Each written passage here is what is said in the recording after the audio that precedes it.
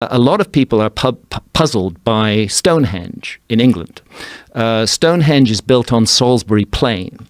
And there are two kinds of big megaliths at Stonehenge. One of them are called Sarsens, and the other are called the Blue Stones. The Blue Stones, we know for sure, were brought a long way. They were brought from Wales to Stonehenge, a distance of about 150 miles.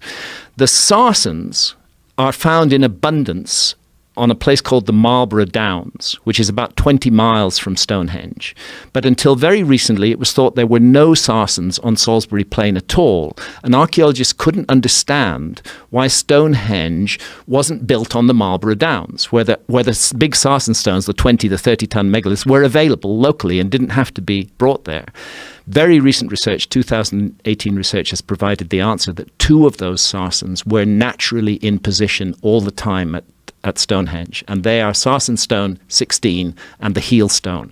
And if you stand behind Sarsen Stone 16 and look at the heel stone at dawn on the summer solstice, you see the sun rising in direct alignment with the view. And the heel stone is like the sight on the barrel of a rifle targeting the sun, and that was there naturally.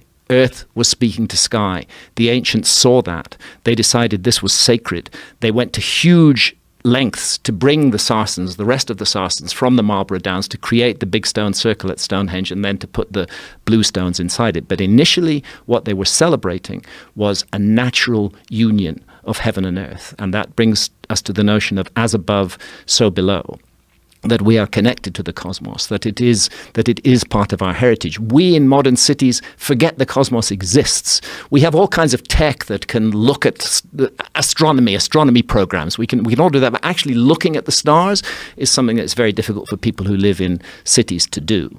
We're cut off from the cosmos. We're cut off from the notion that it is sacred, that it matters to the human creature. And what the ancients seem to have done is to realize how vital that connection is and to memorialize it and to celebrate it and to draw our attention to the intimate connection between ground and sky. Yeah, light pollution sort of fuels our infantile existence in a lot of ways, right? Because it doesn't constantly remind us that we're a part of this great thing.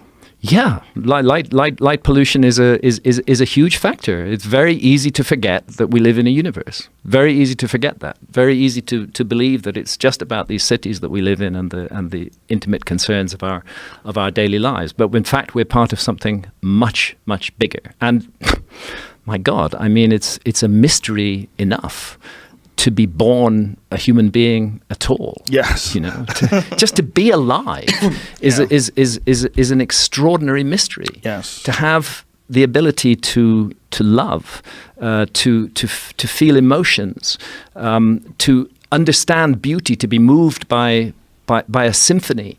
All of these things we take for granted, but actually they're deeply mysterious. We don't really know what we are or who we are, and which is one of the reasons I'm so fascinated by Rick Strassman's work. You presented his film, DMT, The Spirit Molecule, and on my upcoming speaking tour, I'm going to be doing an event with Rick on the 14th or 15th of May in Sedona. I think it'll be the first time that Rick has spoken publicly for quite a while. Rick has a colleague called Andrew Gallimore, who teaches at the University of Okinawa in Japan. And Rick and Andrew have together developed a technology for releasing DMT into human volunteers in a very slow drip that will keep them in the DMT state, if they wish, for hours on end.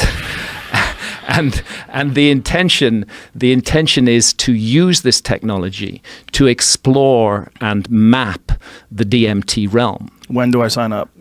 Soon as possible. Where do I go? It's very close. Imperial College, it looks like Imperial College London is going to deploy this technology in further research into DMT, and that research is not going to be purely and simply into the therapeutic potential of a psychedelic, which is very important research to do. It's going to be an investigation into the nature of reality using a psychedelic, the mysterious nature of reality. And it is odd, and you know this from personal experience, that when you get plunged into that DMT realm, it is so different from the realm of our daily world, filled with geometry, filled with these sprightly intelligences, completely internally coherent. How can that be generated by the brain, or are we dealing with some other level of reality that we haven't encountered yet? I think that ancient cultures, and in particular my lost civilization, were deeply involved in exploring the mysterious nature of reality, and used the plant medicines as part of that process.